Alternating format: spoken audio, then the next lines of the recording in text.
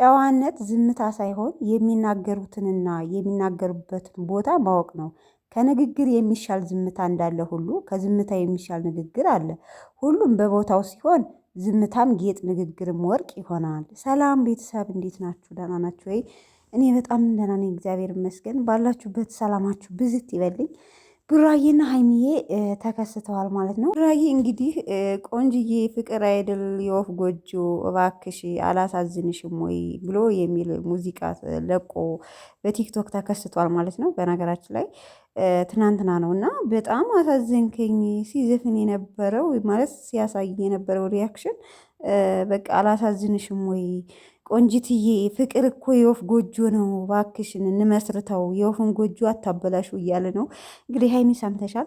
ሀይሚዬ ደግሞ ያው በአንዳንድ ነገሮች አስተማሪ የሆኑት ጥቅሶች ሁሌም ስቶሪ ላይ ብቅ ትልልናለች። በነገራችን ላይ የዝምታን ትርጉሙን የሚያውቁት በሰው ወሬ የቆሰሉት ብቻ ናቸው የሚል ጥቅስም ድጋሚ ለቃለች ማለት ነው። ሰው ሀይሚዬ እንግዲህ የቡራን ዘፈን ሰምተሽ ተረጁ። ኧረ ተው ተው ተው ታረቁልን፣ ኑና በሰላም ሁኑልንና ኑ ተሎልን። እንግዲህ ነገሩ እየዋሰ ነው፣ ይታረቃሉ የሚል ሀሳብ እንኳን አይኖርም፣ ጊዜ የሚወስድ ይመስለኛል። ለማንኛውም ቡራዬ አትዘን፣ ያው እንደምትመሰርቱት 100% እርግጠኞች ነን። ያው አሁን ላይ ስራ ነው፣ ግድ ነው፣ ያስፈልጋል። ስራ ለመስራት አንዳንድ ነገር ግጭት ያስፈልጋል፣ ግድ ነው። የተወበሩ ስቷን ደግሞ ማለት ነው ከቡታጅራ ዩቱበሮች በነገራችን ላይ ተው።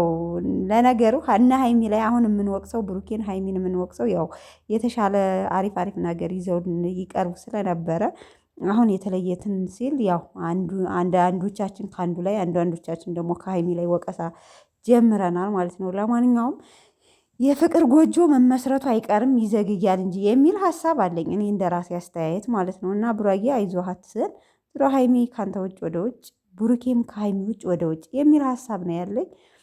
እና ቡራዬ ያው እንግዲህ አንድ ከቲክቶክ ዘወር ሰወር ስል ያየሁት ያው መኪናውን ሁሌም ፏ እንዳደረገ ነው። ታስታውሳላችሁ? አዊ ሁሌም ድመቅልኝ ቀብራራዬ ብላ አንዷ ፖስት አድርገዋለች። መኪናውን ፏ ብትን እያደረገ በዚህ አጋጣሚ መኪናችሁን ፏ ብትን ለምታረጉ ጎራ በሉ እያሉ ማስታወቂያ እንትን ብለውለታል። የኔ ሰው አክባሪ ዝቅ ብሎ አንገቱን ደፍቶ ሰው ሰላም እንዲል ያያችሁት ቲክቶክ ላይ አይታችሁት ይሆናል። ብቻ ትለያላችሁ ሁላችሁም። በነገራችን ላይ እኔ ሀይሚንም ብሩኬንም በጣም ነው የምወዳቸው። በቃ ደስ ይሉኛል። እኔ ስራ እስከሆነ ግድ ነው ይስሩ፣ ማንኛውም ነገር ማድረግ ይችላሉ። ሀይሚን የምጠላበት ብሩኬን የምጠላበት ምንም ምክንያት ስለሌለኝ እወዳችኋለሁ። ይመቻችሁ፣ ስራ ነውና ስሩ፣ ይመቻችሁ ነው የምለው።